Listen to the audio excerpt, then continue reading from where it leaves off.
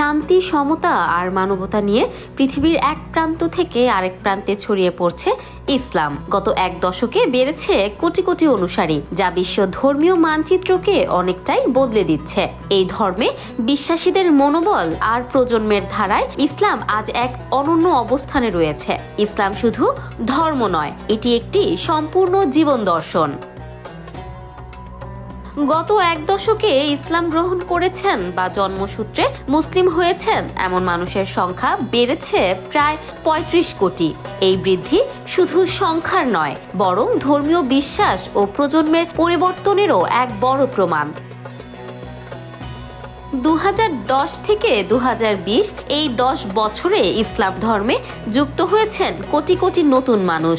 গবেষণায় উঠে এসেছে চমকপ্রদ সব তথ্য মতে ইসলাম এখন বিশ্বের দ্বিতীয় বৃহত্তম ধর্ম, যার অনুসারীর সংখ্যা প্রায় ২০০ কোটি, অর্থাৎ পৃথিবীর মোট জনসংখ্যার ১/৪।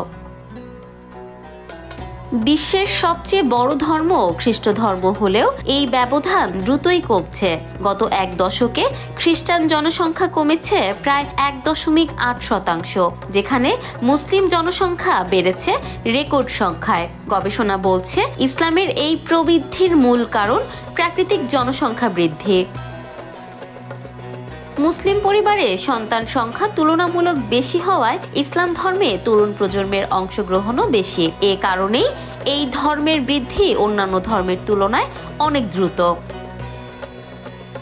হিন্দু ধর্মের অনুসারীর সংখ্যাও দিন দিন বাড়ছে। এই সংখ্যা বেড়েছে প্রায় ১২,৬০,০০,০০০। বর্তমানে এই ধর্মের অনুসারী ১২০ কোটি মানুষ। অন্যদিকে ইহুদি ধর্মে বেড়েছে মাত্র ১০ লাখ অনুসারী।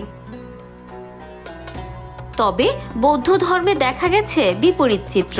২০১০ সালের তুলনায় ২০২০ সালে বৌদ্ধ অনুসারী কমেছে প্রায় ১,৮৬,০০,০০০, আর ধর্মহীন মানুষের সংখ্যা বেড়েছে রেকর্ড হারে। বিশ্বজুড়ে এখন প্রায় ২০০ কোটি মানুষ কোনো ধর্মের সঙ্গে যুক্ত নন। বিশ্বের সবচেয়ে বেশি ধর্মহীন মানুষ রয়েছে চীনে, যার সংখ্যায় প্রায় ১৩০ কোটি। বিশেষজ্ঞদের মতে এই ধারায় চলতে থাকলে আগামী কয়েক দশকের মধ্যেই বিশ্বের সবচেয়ে বড় ধর্ম হয়ে উঠতে পারে ইসলাম। Desk report, Campus Times.